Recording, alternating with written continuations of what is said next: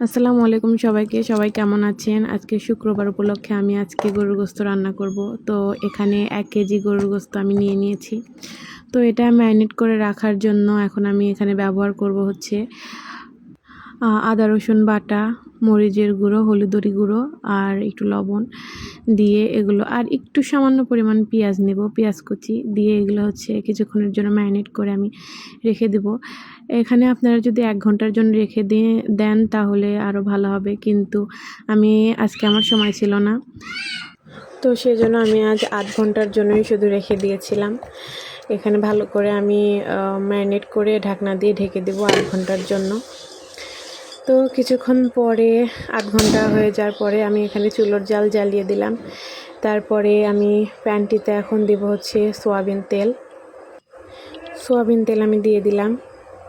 Soybean তেল দেওয়ার পরে তেলটা গরম হয়ে আসলে এখন আমি পেঁয়াজ কুচি দিয়ে দেবো। এই যে দেখুন পেঁয়াজ কুচিগুলো আমি দিয়ে দিলাম।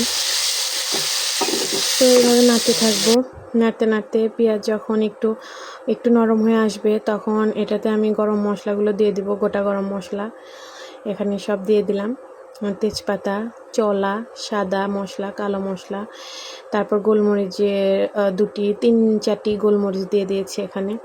তো দিয়ে আমি ভালো করে নেড়ে নেব। আর এখানে আমি সামান্য একটু জিরা দিয়ে দিলাম। আমি গোস্তের তরকারিতে সবসময় গোটা জিরা একটু ব্যবহার করি। ও হ্যাঁ, ওখানে জিরা পেঁচা আমি দিয়ে দিয়েছিলাম, ওটা স্কিপ হয়ে গেছে, ক্যামেরাতে তুলতে পারিনি। তো তারপরে যখন এরকম লাল হয়ে আসবে তখন আমি একটু ব্রাউন কালার হয়ে আসলে এটার ভেতরে ম্যারিনেট করে রাখা গোস্তগুলো ঢেলে দেবো। ঢেলে দেওয়ার পরে আমি সুন্দরভাবে একটু নেড়েচেড়ে মিক্সড করে নেব। দেখুন ভালো করে মিক্সড করে নিচ্ছি। তো আমি এখানে কোনো পানি ব্যবহার করব না, গোস্তের পানি উঠে আসবে একটু জাল পড়ার সাথে সাথে। যে দেখুন অলরেডি গোস্ত থেকে পানি ছেড়ে দিচ্ছে। তো আমি এই গোস্তের পানিটা দিয়ে কষিয়ে নেব। তো নাড়াচাড়া করে দিয়ে 10 মিনিটের জন্য আবার ঢেকে দিলাম।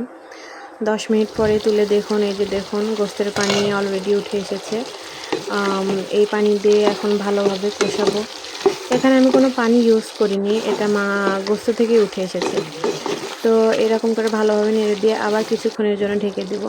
ঢেকে দেওয়ার পরে কিছুক্ষণ পরে নাড়াচাড়া করে দিব একটু। 10 মিনিট পর একটু নাড়াচাড়া করে দেব যাতে হচ্ছে গোস্তটা লেগে না যায়।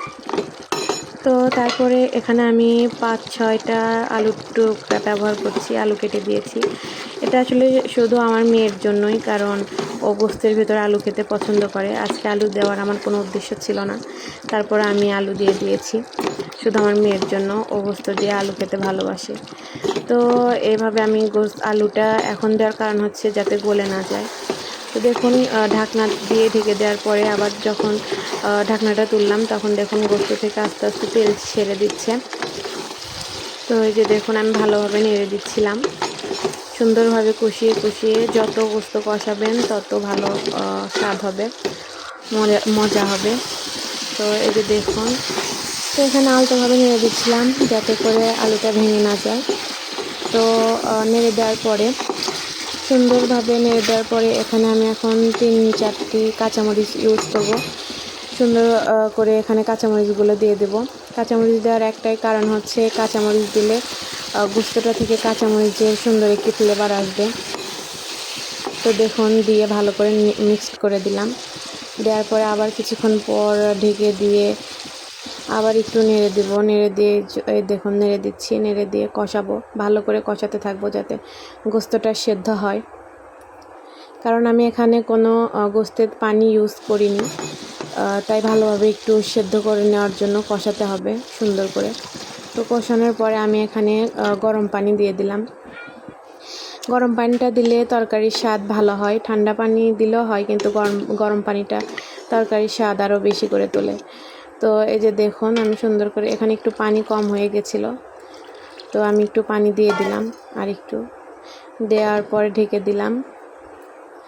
তো 10 মিনিট পরে দেখুন ঢাকনাটা তুলে পুরো বলক এসে গেছে তরকারির। আমি একটু নেড়ে দিচ্ছি যাতে নিচে লেগে না যায়।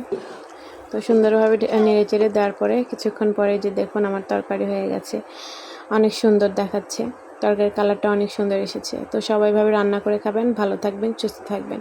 আল্লাহ হাফেজ।